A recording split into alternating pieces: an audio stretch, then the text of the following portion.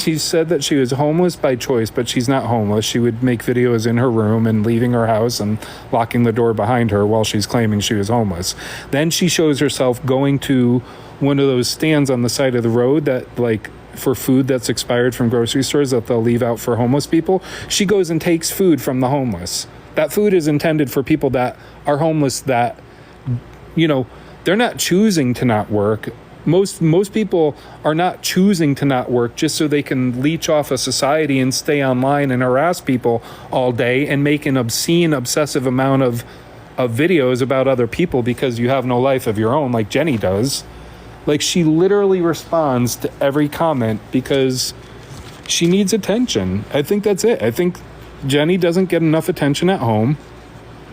I think she has a lot of guilt for getting a black man arrested off of false accusations. I think she has a lot of guilt. She'll probably never admit it because she knows that she could go to jail, but she had no problem putting a black man in jail because he told her no. Literally because he told her no. Because she wanted him to give her drugs so that she could sell them, and he told her no, he wasn't just going to give her this stuff. He's cleaned up his life since then. I don't think she has. I think she's gone downhill.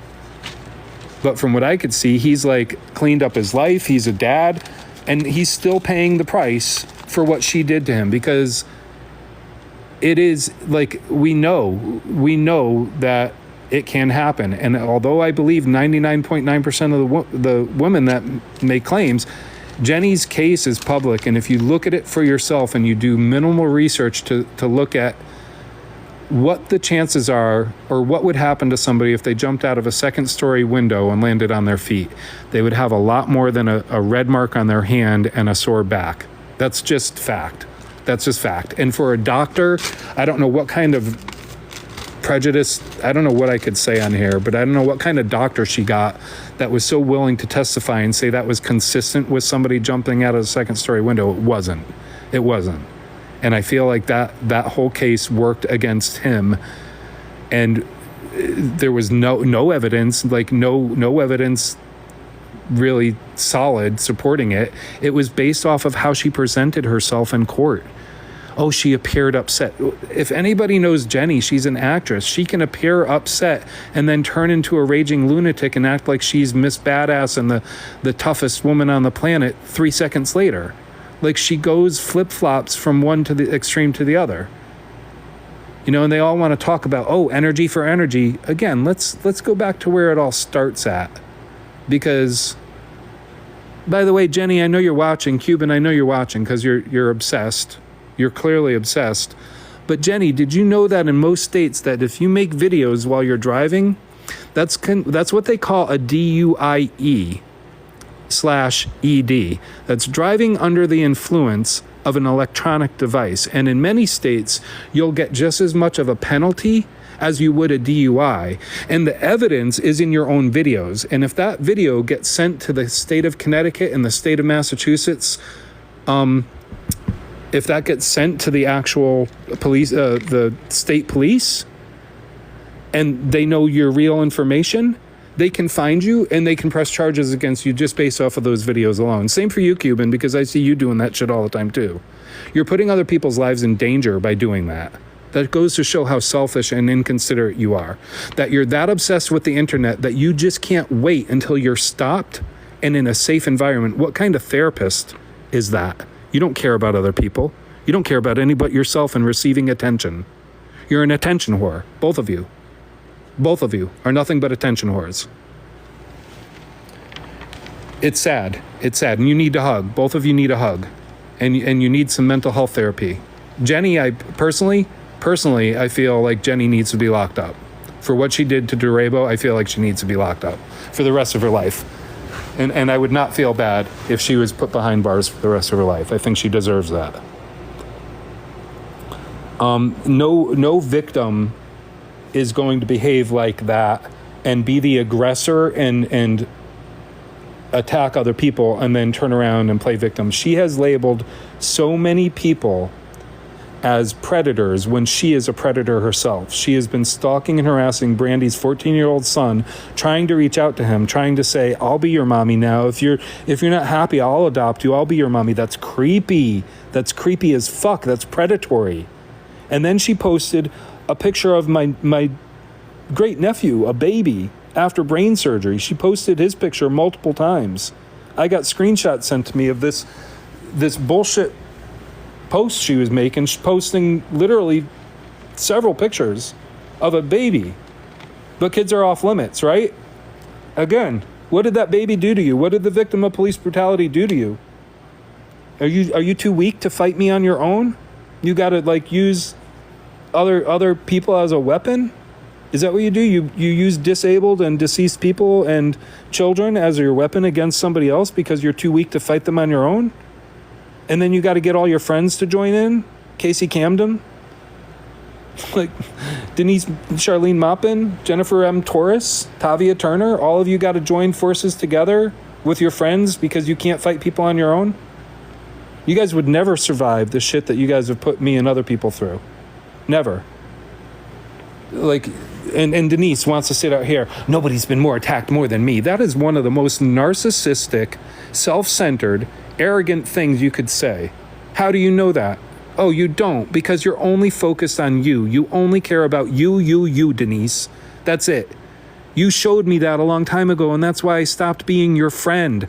I stopped being your friend because I saw through you after you took credit for exposing Chucky's troll account that was going after elders in the fold.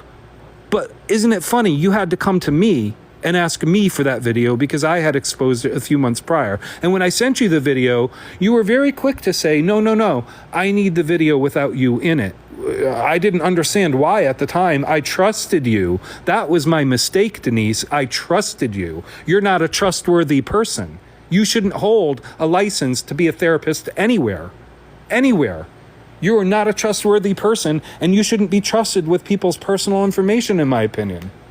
You shouldn't be giving any kind of advice to people when you can't even handle your own fucking life. Everything about you, Denise, right? Oh, they made fun of my son, but you're perfectly fine with other people making fun of a victim of police brutality. I never made fun of your son. I never made fun of your nephew. In fact, I donated quite a bit of money to your sister when that happened. And then what did you do, Denise? You come up here to Washington and your priorities were so out of whack that one of the first things you did was make a video. Hey, somebody get this to Joe. Hey, Joe, I'm 5 minutes away from you. What was that about, Denise? I took you up on your offer. I offered you to go to dinner. I told you I would treat you to dinner. Just like I offered Wiggs. I said if Wiggs had a problem with me, because she loves to speak about James and speak ill on me too. And I said, if you have an issue with me, talk with me about it. I offered her to go to dinner too. Nope. You guys would rather lie and talk shit about people and be very vile towards other people instead of actually have a resolution. You don't want resolution. You want to rage farm off of people so you could do your next go fraud me. That's the truth.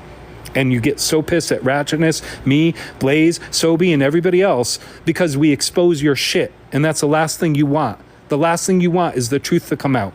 Just like Patrick doesn't want the truth to come out about him. That was a heartbreak for me. Patrick was one of the last ones in the fold that I was still thinking was okay and a decent person. And when I heard that he was doing this stuff and I was like, no way. I'm like, what's his real name? Let me look into it myself. And I looked into it myself because I'm not stupid anymore, following blindly and believing blindly. I check into shit like that, especially something so serious. And when I found out and I saw the charges for myself, multiple charges. Yes, he's listed as the caretaker. Patrick is the babysitter. And you guys defend him. No wonder why. Because you're all just as bad. The entire group over there. The fold is not what I thought it was. I can tell you that. They're a group of bullies that love to label other people as other things, but they don't look in the mirror at themselves. And I know people don't understand what the fold is. They want to be mystery. They want to be mysterious. They want to say it was bestowed upon them by the ancestors. This isn't a Disney movie. We know who the founder was. I used to look up to him. I used to. I used to look up to a lot of people in the fold. I used to have a lot of respect for a lot of people in the fold. But over the past 2 years, I've seen a lot of shit. I'm never going to claim to be perfect. I might misspeak at times. I might say things that might seem off color and not mean them to. But you know what? I'm always willing to try and correct myself and grow and learn when people are willing to talk and be mutually respectful.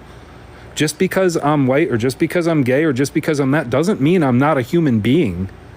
And if you think that that's a reason to be bigoted or prejudice, either one of those two things, if you think either one of them are, I'm going to say this, if you're a person of color, you have a right to be guarded about white people. Absolutely. Absolutely, you have a right to be guarded about white people. 100%.